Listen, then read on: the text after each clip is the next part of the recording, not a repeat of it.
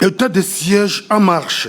La mairie de Bunia, la commune de Nyakasanza, de Chari et celle de Mbunia sont désormais dirigées par des policiers. Les civils ont cédé leur fauteuil ce mardi 22 juin 2021. La ville en train va récupérer possession du bureau.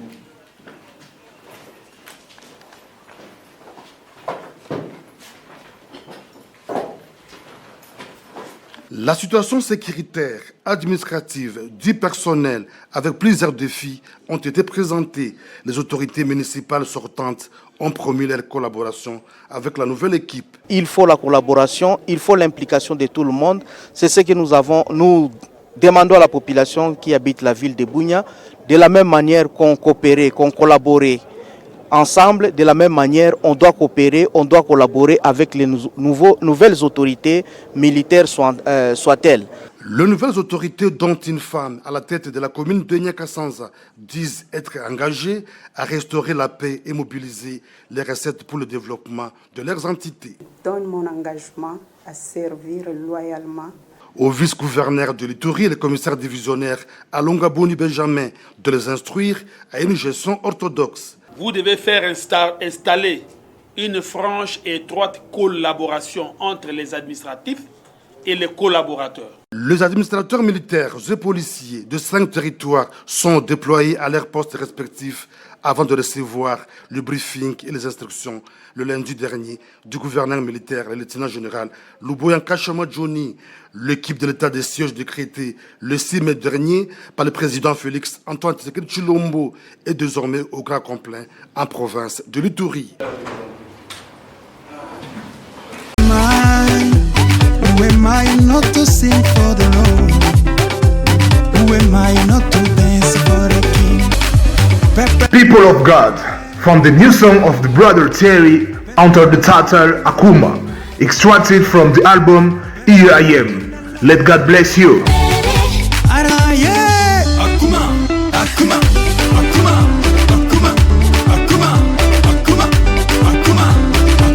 Nous avons détruit une embuscade qui était tendue par le groupe armé Codeco et qui s'est soldée à un échec cuisant, qui était qu'une velléité où ils voulaient à tout prix tuer la population et s'attaquer aux éléments de forces armées.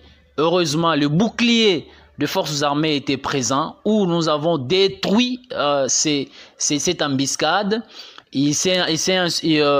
Après cela, il y a eu échange de tirs où les forces armées ont infligé de lourdes pertes dans le cas ennemi, où nous avons aujourd'hui 21 assaillants, 21 miliciens de groupe armé Codeco neutralisés et les armes, au total 5 armes de type AK-47 récupérées, plusieurs blessés internés dans l'hôpital de Fataki.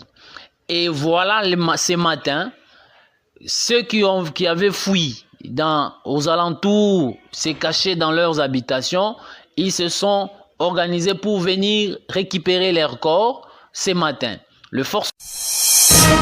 Info 243, la référence de l'actualité.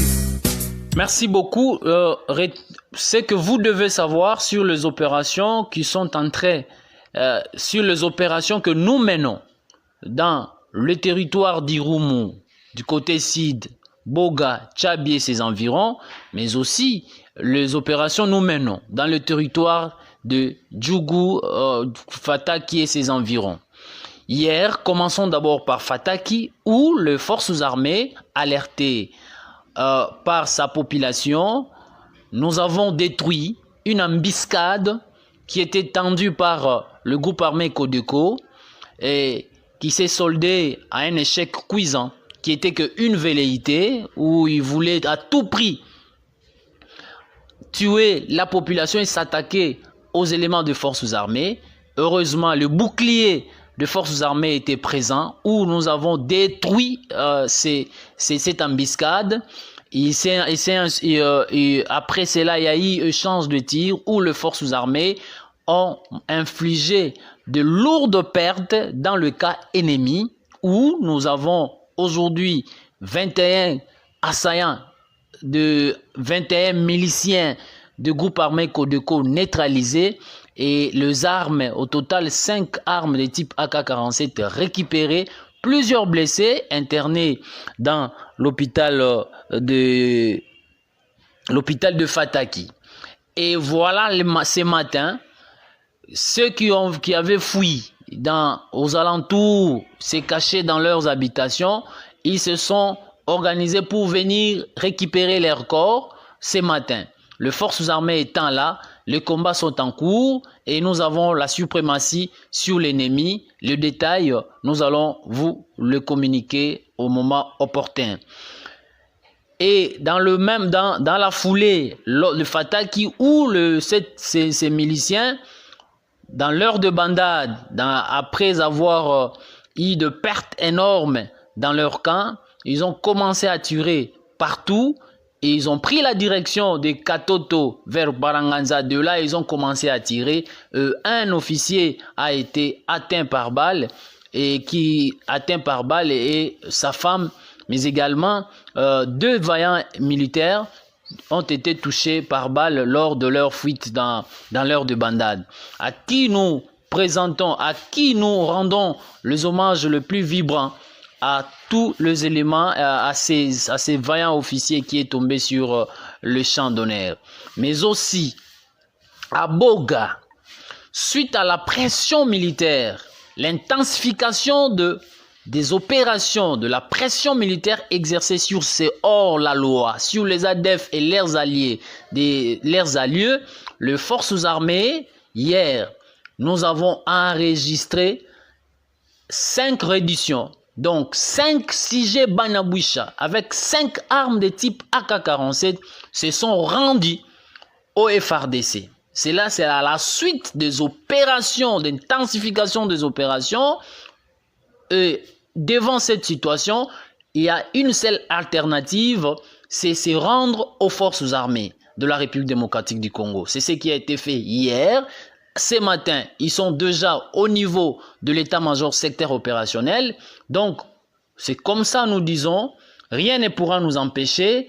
Nous sommes rangés à l'ordre de bataille utile pour traquer tous ces hors-la-loi. Peu importe leur velléité, nous sommes à notre poste du devoir pour défendre la population et leurs biens et surtout le mettre hors d'état de nuire.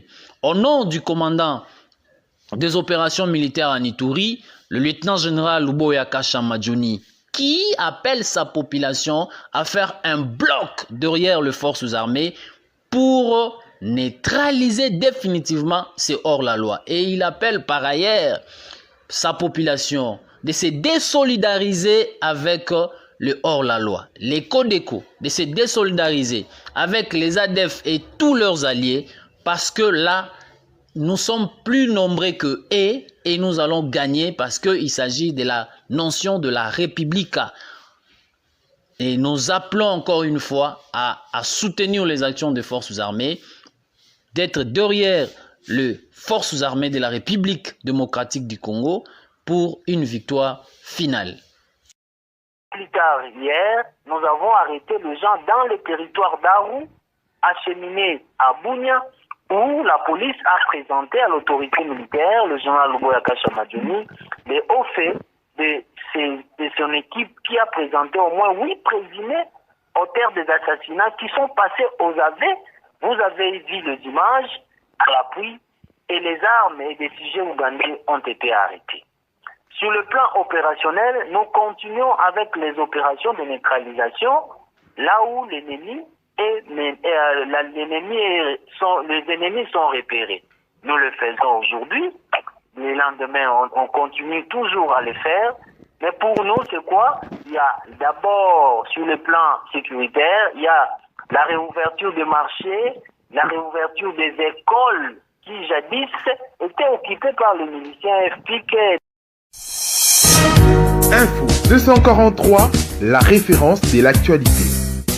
Messieurs et dames, bonjour et bienvenue dans cette nouvelle édition d'Entre nous. En duplex, nous prenons le lieutenant Jules Ngongo, le porte-parole de FARDC dans la province de l'Ituri, Bonjour, lieutenant Gilles Ngongo. Bonjour, cher ami. Oui, lieutenant Gilles Ngongo, certains Congolais, via les réseaux sociaux, parlent de l'inefficacité de l'état de siège dans la province de l'Ituri. Comment, depuis ces prolongements, comment d'abord les événements ou des actions sur terrain se mènent? Merci beaucoup, cher ami. Chacun de nous a son opinion, a aussi son angle de vue, de voir les choses, comment ça évolue.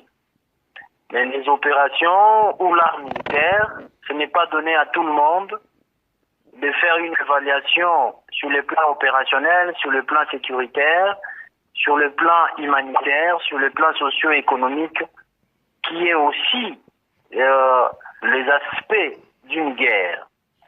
Pour nous, pour le gouvernement de la province de l'Ituri, pour le commandant des opérations militaires, le lieutenant général Luboya Kashamadjoni, une fois le 11 novembre, donc le 11 juin, hier, l'homme a totalisé un mois dans la province de l'Ituri depuis qu'il était nommé gouverneur de province. Les axes ont été prioritaires pour lui et les axes concurrents ont été exécutés comme prévu. Il était question pour nous de désengorger ou de faire vivre la province, de faire vivre la population du chef-lieu de la province de l'Ituri, qui est la ville de Bunia et ses environs. Toute la menace qui pesait sur la ville de Bunia avant l'état de siège, c'était une priorité pour nous, parce que c'est de là où nous sommes, nous devons commencer. Nous avons étouffé un l'œuf et écarté la menace loin. Nous avons mis Bunia hors du danger. Il était question pour nous d'ouvrir, de donner l'accès, que tous les accès soient faciles, l'accès de la ville de Bunia soit facile, commençant dans le territoire du Roumu, sur la RN4, partant de Bunia, Marabo, Nyakunde, jusqu'au Nord Kivu. Cette route d'intérêt capital est désormais sous contrôle des forces armées et la circulation est revenue normale. De même manière, du côté nord, dans le territoire de Djougou, il fallait à tout prix ouvrir cette route et sécuriser la ville de Bunia. Et la ville de Bunia qui était menacée par les bandits armés, où nous totalisons aujourd'hui plus de 20 bandits armés, des criminels de grands chemins, des groupes armés, Codeco, FPIC, et même des bandits de grands chemins ont été appréhendés par la police, et plusieurs armes de type AK-47 et munitions. Pas plus tard hier, nous avons arrêté les gens dans le territoire d'Aru, acheminés à Bunia, où la police a présenté à l'autorité militaire, le général Luboya Kashamadjoni, les hauts faits de son équipe qui a présenté au moins 8 présumés auteurs des assassinats qui sont passés aux aveux. Vous avez vu les images à l'appui et les armes et des sujets ougandais ont été arrêtés. Sur le plan opérationnel, nous continuons avec les opérations de neutralisation là où les ennemis sont repérés. Nous le faisons aujourd'hui. Le lendemain, on continue toujours à le faire. Mais pour nous, c'est quoi? Il y a d'abord, sur le plan sécuritaire, il y a la réouverture des marchés, la réouverture des écoles qui jadis étaient occupées par les miliciens FPIC et des autres. Alors, tout ça, c'est un bilan élogé, même si beaucoup reste à faire. Et là, nous sommes conscients, c'est quoi? C'est faire taire les armes et le bruit des bottes dans certains coins de la province. En territoire de Mambasa, ça revient au même. Et pour nous, c'était d'abord protéger les grandes agglomérations, qui est le centre névralgique, économique, social et politique, pour bien arriver à avoir de résultats probants. Alors, il en reste encore combien de poches de résistance sur terrain? Mon ami, vous savez, ce qui est vrai, nous ne voulons pas dire les actions que nous allons mener. Néanmoins, tout le groupe armés, et là où il y a des poches de résistance, nous connaissons bien, nous sommes rangés à l'ordre de bataille utile sous l'impulsion du lieutenant-général Luboyaka Chamadjoni de donner que la paix aux Ituriens. Et moi, je pense, dans un challenge, dans ces défis qui est devant nous, plus nos actions vont parler. Parce qu'il ne passe pas un seul jour que nous démantelons des embuscades. Aujourd'hui, à Fatah, nous avons démantelé des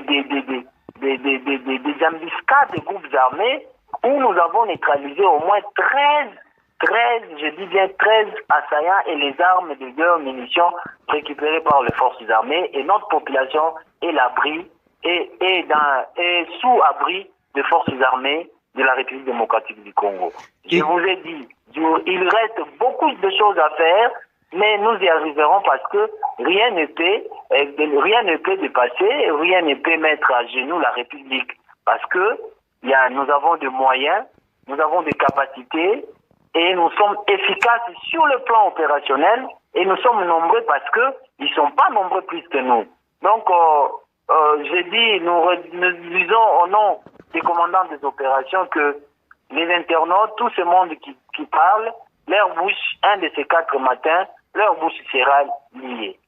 Alors, qu'est-ce qui justifie pour certains, le nombre de morts qui augmente du jour au lendemain malgré l'état des sièges dans la ville de l'Ituri?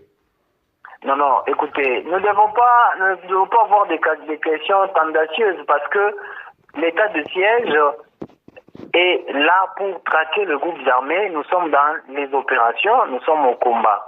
Alors, l'ennemi dans cette guerre non conventionnelle, c'est bien la manière, c'est comment il fait, c'est-à-dire lorsqu'il ne veut plus combattre, il ne veut plus s'accrocher, il veut plus être face du rouleau compresseur de forces armées. Qu'est-ce que l'ennemi fait? C'est difficile, il fuit dans l'heure de bandade. C'est comme ça dans l'heure de bandade, partout il passe, il tue. Et il a tué où? Dans un camp de déplacés. Vous voyez comment l'ennemi, donc on fait face, il n'a ni capacité ni moyen de s'attaquer aux forces armées. Et lorsqu'il s'attaque, ils osent s'attaquer aux forces armées, c'est l'hécatombe nous résistons dans leur camp. Donc ici, nous disons, le mort, c'est un message qu'on nous donne, que nous n'allons pas se fatiguer, rien ne va nous faire reculer, et nous ne pouvons pas faire reculer dans ce sens. Certains camps où nous voyons, il y a nos populations, nous protégeons les camps pour répondre à toute éventualité à ces fils qui ont vendu leur âme à cause de l'argent, à cause des choses éphémères. Voilà un peu ce que nous pouvons dire en ce sens. Les morts, les morts ne découragera jamais les forces armées. Je vous ai dit, nous devons faire taire les armes. Une fois les armes ne seront plus en circulation, comme nous sommes en train de récupérer tout le jour, nous y arriverons à faire taire les armes. Voilà le fait final recherché pour les forces armées, c'est donner la paix au peuple iturien. Vous nous suivez en direct sur Info 243, mesdames et messieurs, nous prenons